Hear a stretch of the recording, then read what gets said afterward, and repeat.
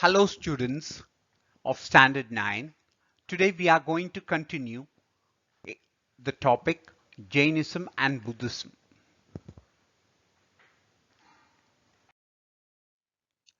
Now first of all, we would like to examine the causes which favored the rise of Jainism and Buddhism. One is ritualistic Vedic religion. Now ritual is all part of all religions. For example, we have the Holy Communion for Christians. We have the puja at the temple for Hindus, and so on. Now what happened was, earlier Aryan Vedic religion was very simple in nature, but later on it became very complex and ritualistic. And this became too costly for the people to afford. Killing of animals to perform sacrifices. Animal sacrifice became a societal cult. Cult is a kind of, what do you call, something that is having a devotees and followers. And this was too expensive for the people to pay. Supremacy of the priestly class. With the introduction of rituals and ceremonies, the priests assumed a superior role and started dominating the people.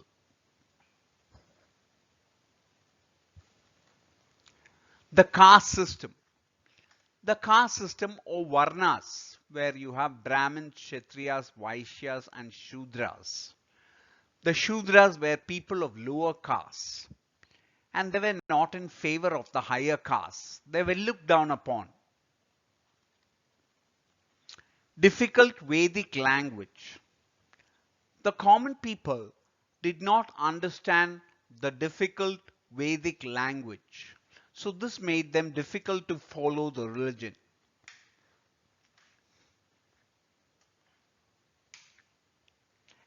Efforts of religious reformers. The intellectuals and holy men questioned the performance of meaningless rites and supremacy of the priestly class. Now the founder of Jainism was called as Mahavira. His original name was Vardhaman, and he was born at Kundagrama, now known as Basagunda in Musafir in Bihar. He is believed to be born in 599 BC.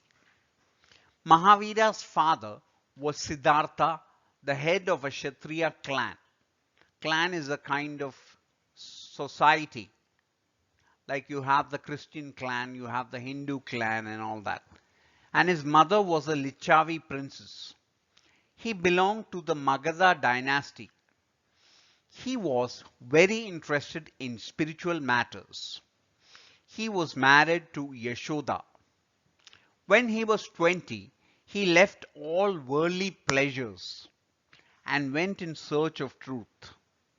He lived the life of an ascetic. Ascetic means a person who is a saint, who might be a vegetarian, who is strict in observing religious practices, and practice penance. Penance is abstinence from eating meat and fish, being a vegetarian, following rituals and meditation. He later came to be known as Mahavira.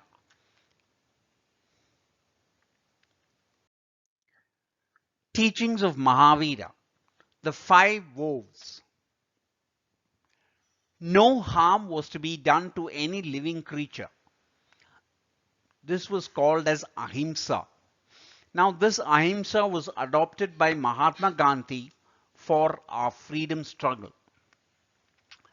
Besides, Jains were to take a vow of not telling a lie, Satya, not to steal, Asatya, non-attachment to worldly things, Apagriha. aparigraha, celibacy, brahmacharya.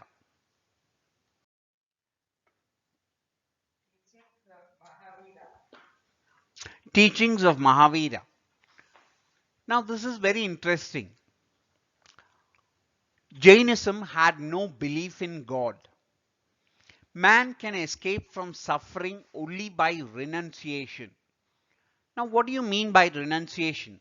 Giving up all the pleasures of life, which is a very difficult thing to do.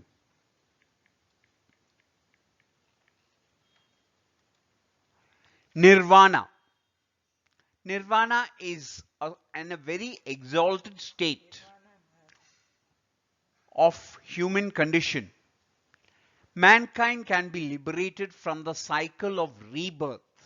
What do you mean by rebirth? You're born again and again by the three ratnas: right faith, right knowledge, and right conduct. Rejection of Vedic rituals and yajnas. The Jains do not attach any importance to Vedic rituals and yajnas.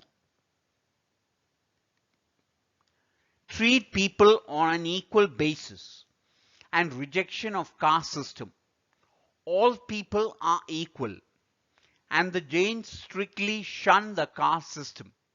Shun means to reject, to denounce. Belief in penance. Penance means not indulging in worldly pleasures, the pleasures of life. They were to live a strict life of penance, and penance involved fasting.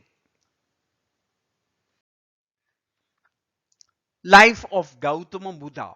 Gautama Buddha was the founder of Buddhism. Gautama Buddha was born in Lumbini near Kapilavastu. He was a Kshatriya prince, but his mind was inclined towards spiritual matters. He married a princess Yashodhara and they had a son Rahul. The sight of an old sick man and a dead body made him to understand that the pleasures of the world are temporary. He left everything and went to the forest in search of truth and lived a life of an ascetic. Teachings of Buddha. Buddha's teachings are based on the Four Noble Truths. They are: the world is full of sorrow and suffering. The main cause of suffering is man's desire, Trishna. Suffering can be removed by getting rid of desires. One can overcome desires by following the Eightfold Path. The Eightfold Path is right faith, right aspiration, right action, right living, right speech, right effort, right meditation, and right contemplation. Contemplation means thinking about something in a very deep manner. Doctrines of Buddhism. Karma theory. Now, what is karma? Karma in Indian religions means you do something, your action will determine the course of your spiritual life. Here you have the famous saying, what you sow, you reap. The condition of a man in this life and the next depends on his deeds, and he has to bear the consequences of his actions. Nirvana. Nirvana is an exalted state of spiritual development. The ultimate aim of life is to attain nirvana, that is the absence of desire and sorrow, and an escape from the cycle of birth and rebirth. Existence of God.